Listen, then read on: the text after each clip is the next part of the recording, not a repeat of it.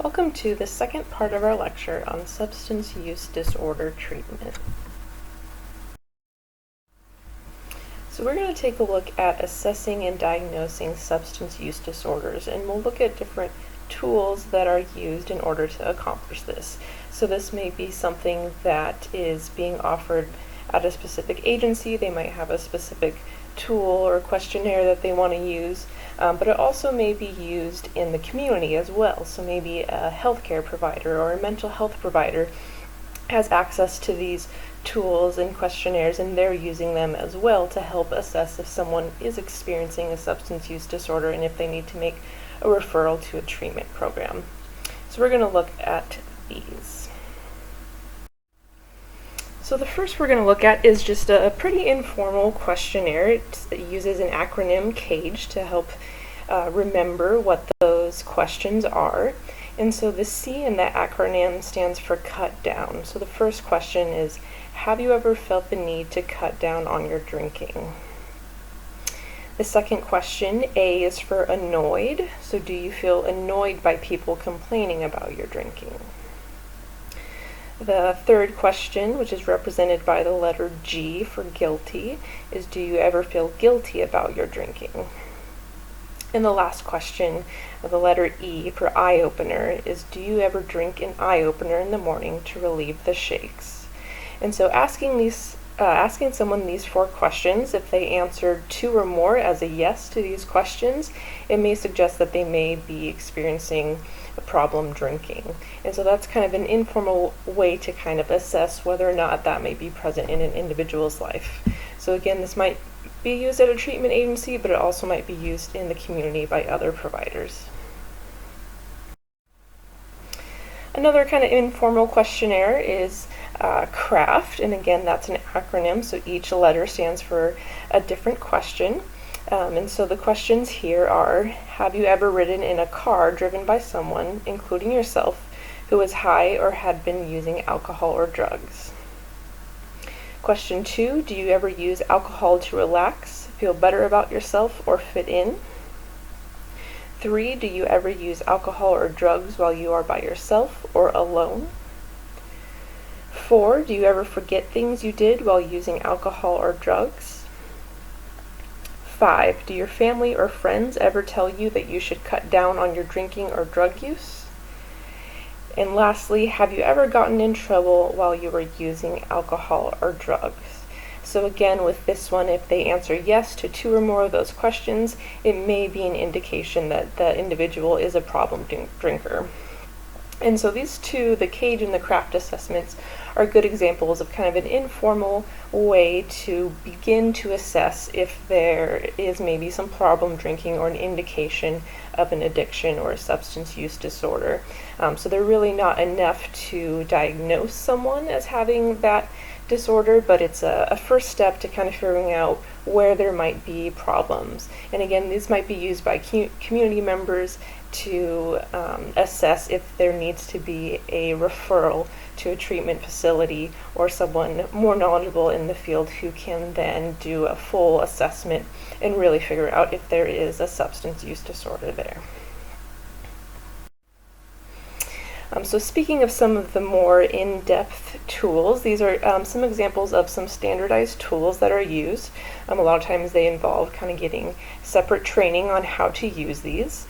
And there's examples of these on our Canvas page. So under our module for this week, you will see a tab that says Supplemental Resources, and there's a link to each of these different assessments. So these involve a series of different questions that can be asked to the individual regarding their substance use. Some are longer than others. I think the audit one is maybe around 10 questions, but one like the ASI or the Addiction Severity Index is much longer. Many of you may be familiar with the ASAM. That's being used a lot in substance use disorder treatment facilities.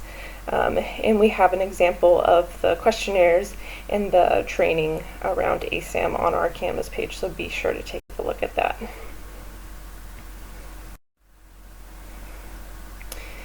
Another tool that's commonly used is the DSM-5, and of course this is what is in place with medical billing. And so a lot of agencies will be using the DSM-5 to kind of officially make a diagnosis of there being a substance use disorder. That way they can receive insurance payments from Medi-Cal and other health insurance companies in order to provide the treatment for that individual. So if you're not familiar with the DSM-5, it has a variety of different diagnoses in it, mostly regarding mental health, and also substance use disorders are covered in that as well. So I pulled out an example of the criteria for substance use disorder. So this is similar to other substance use disorders in the manual, but this is specific to opioid use. And so this is the criteria that will be present in order to diagnose someone with having specifically an opioid use disorder. So the first criteria is a problematic pattern of opioid use leading to clinically significant impairment or distress as manifested by at least two of the following occurring within a 12-month period.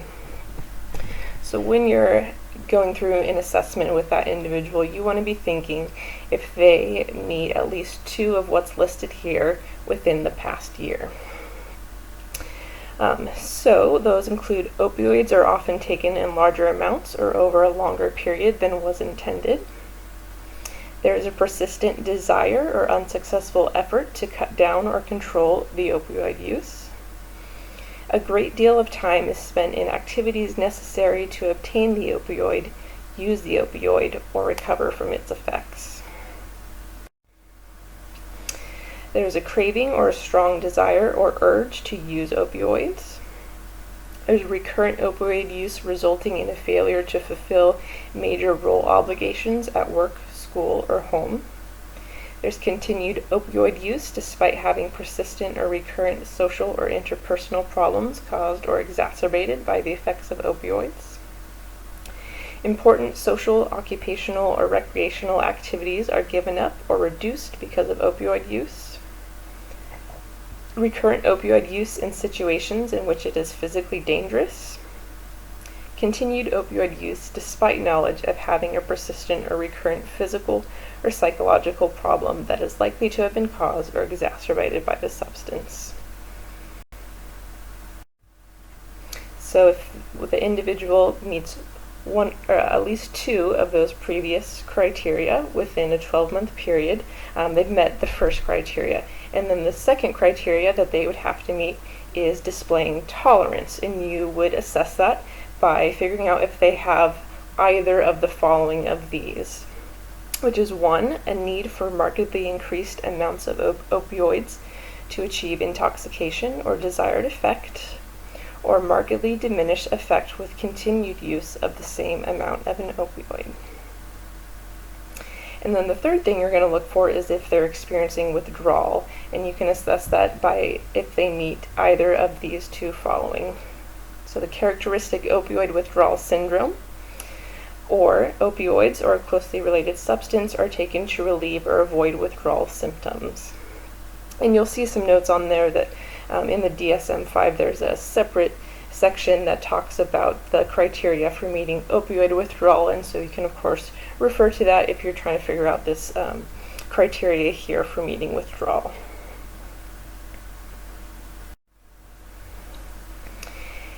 And then lastly, you can, when you decide there is an opioid use disorder present, if they've met all those criteria, you can decide if it is mild, moderate, or severe.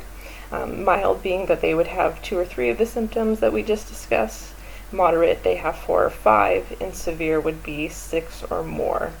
And so each of those are associated with a different code, and this is what you would put into the electronic health record system and would be used for the billing of insurance for providing treatment for this disorder. So next we're going to take a look at stages of change, which is something that many of you may be familiar with. But this is a good way to assess what stage of readiness someone is at for changing their behavior, maybe when they enter treatment, or this can be a good way to kind of help explain the process that someone goes through before they enter treatment. And and the process that it takes for them to get there or to decide that they need to make some changes to their substance use. So the first part of this cycle starts with pre-contemplation. So that's when there's no intention on changing the behavior. And so on the left-hand side of the screen, we have some statements that match up to each of these different parts of the stages of change. And so the pre-contemplation stage is matched with that first statement, I don't want to change or don't know that I need to change.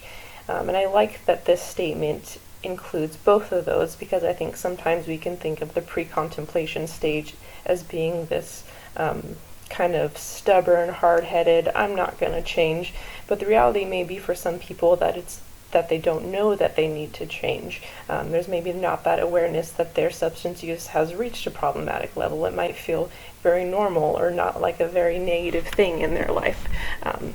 So it can be an unwillingness to change, but it also might be not knowing that there is a need for change.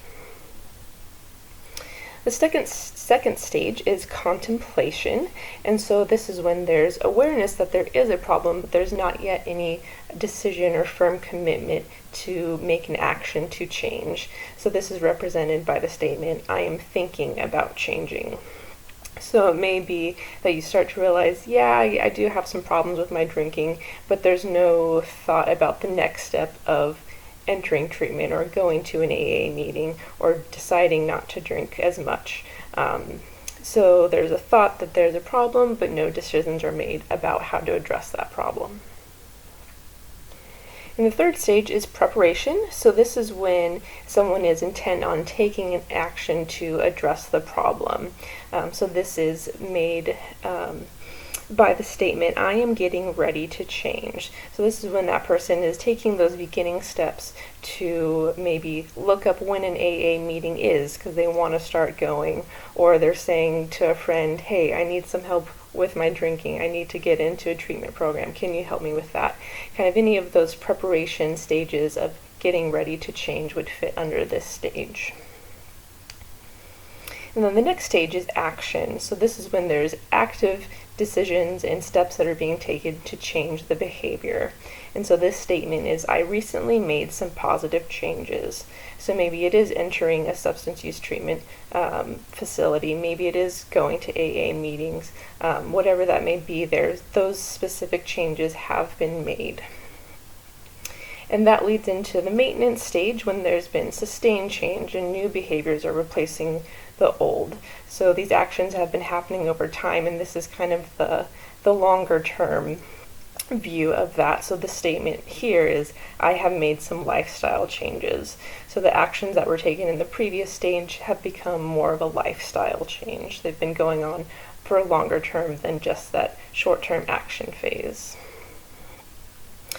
And then, of course, we have to acknowledge that there's always a possibility for relapse or falling back into the old pattern of behavior.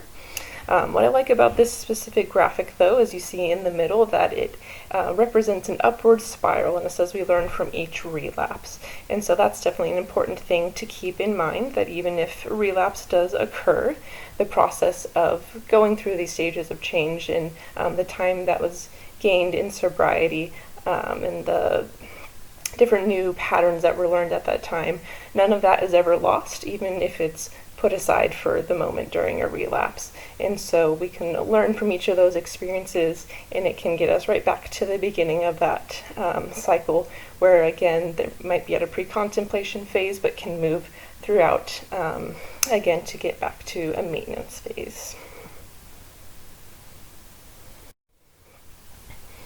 And so I wanted to end this discussion with a little food for thought, thinking about the fact that how we understand addiction influences the types of treatment that we offer.